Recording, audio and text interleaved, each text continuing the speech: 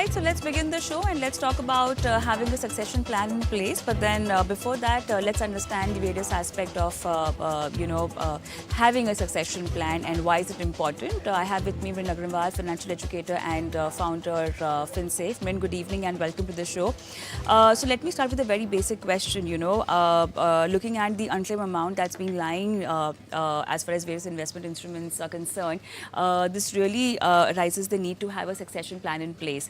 But having said that, it is a gray area for a lot of investors because they do not understand the importance of it, and a lot of time, even if one is aware of having a succession plan, they don't know how to go about it. Is there one formula or one formula fit all kind of a method to have a succession plan? Can we say that? Kavita, it's lovely to be on the show today. There are some very simple things that can be followed by everybody. So to that extent, it's easy. But of course, the way each person does their things is going to be different. So that's what I would say.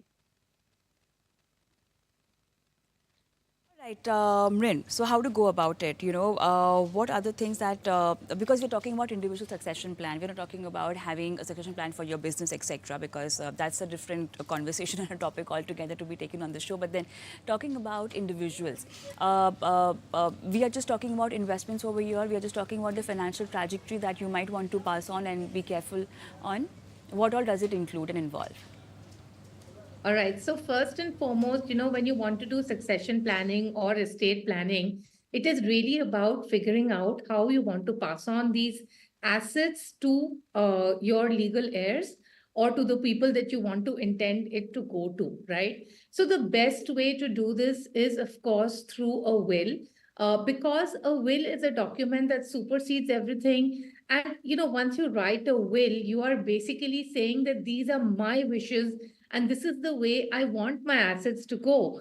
Now, if you don't write a will, then the Indian Succession Act is going to apply. And then what happens is it goes to various people, but that may not be the wish of the individual, right? So the best way to do succession planning is, of course, having that will in place, which will basically mention what your assets are and who your legal heirs are and in what proportion this amount these assets are going to go to the various legal heirs. So I would say that is the best way to go about things.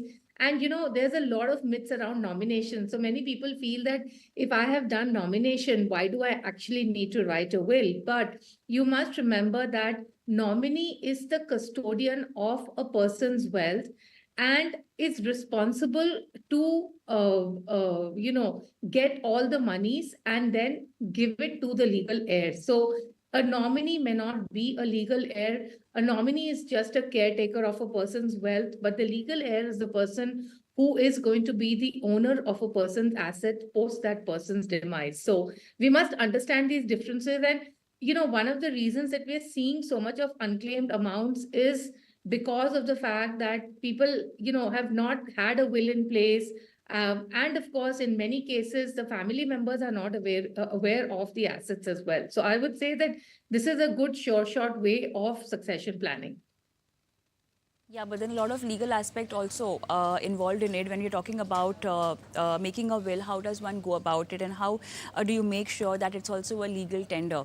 We have a lot of online platforms these days providing you with this service, and also in a way helping you make your will and have the right kind of nominees attached to your financial instruments or your investments. But how does one go about it? Making a will, how can you have to go to the lawyer? Can you do it online? If it's done online, is it a legal tender? What if it's challenged later on in court? How can one go about it?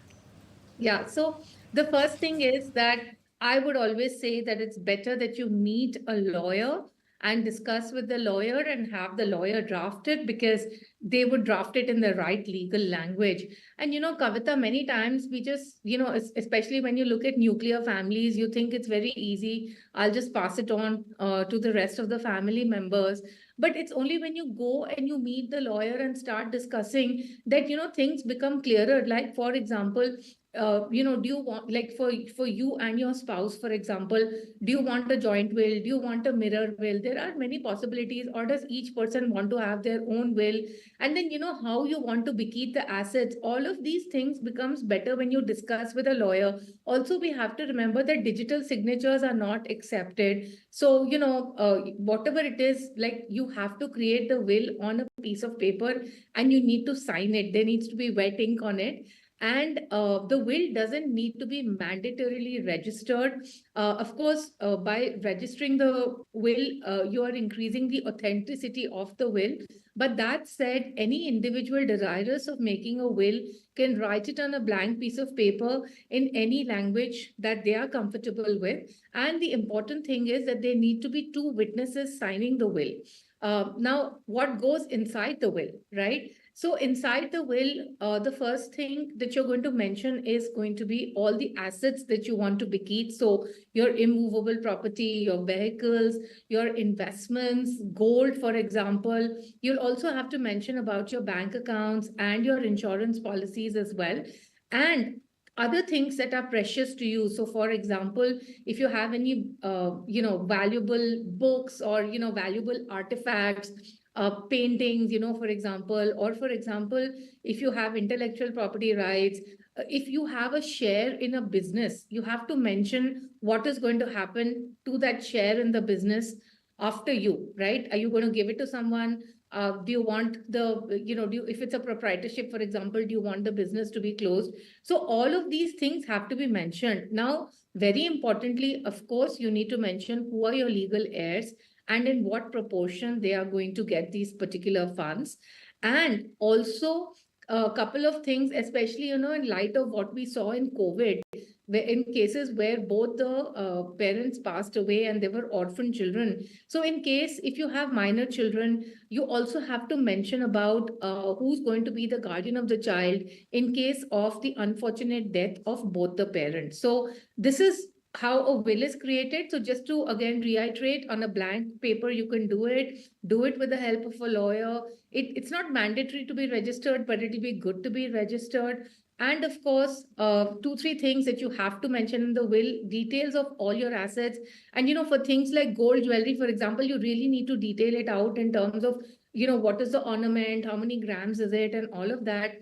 And you need to mention the legal heirs. And I forgot to mention, you also need to mention the executor to the will, who is the person who's going to be carrying out the wishes of the will on the demise of the individual. Right. So succession planning, a very important aspect of your entire investment plan, investment strategy, and best way to pass on your assets. I think, Amrin, you've covered all the major points, and thank you so much for being on the show today with that and, breaking it down so clearly for our viewers today. Thank you so much. Time for a quick break, but then post that I'll be joined by Kirtan Shah, who will be answering your portfolio queries. And just in case you're watching the show live and want to send across your question, like right now, you can do that on our WhatsApp number. We'll be flashing this number on the screen, 8657974571. The email ID is themoneyshow@etnow.tv. So a quick break and post that live question answer session with our viewers.